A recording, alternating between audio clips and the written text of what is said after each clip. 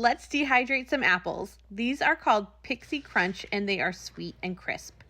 We haven't planted our fruit trees yet, so we headed to the nearest orchard. All my kids tagged along and we got the most delicious apples. As soon as we got home, we got straight to work. We washed and dried our apples and then began slicing them. If you want to peel your apples, that's okay too. Just make sure you save your scraps to make apple cider vinegar later on. After I had my apples sliced up the way I wanted them to, I went ahead and made sure to remove the core, and then I soaked them in a bath of ice water and lemon juice. You'll do about 1 tablespoon of lemon juice per 1 cup of water. And I also made some diced apples. I like to have some diced dehydrated apples on hand in case I make baked goods like scones or muffins. I rehydrate those and then put them into the recipe. You'll want to dehydrate these at 140 degrees Fahrenheit. I did mine for about 11 hours and they turned out perfect.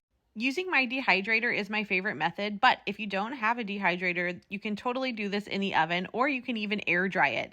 The lemon and ice water bath really kept these from turning brown. They turned out beautiful and my kids have been eating these on repeat, just dipping them into peanut butter. It makes a perfect, quick, healthy snack.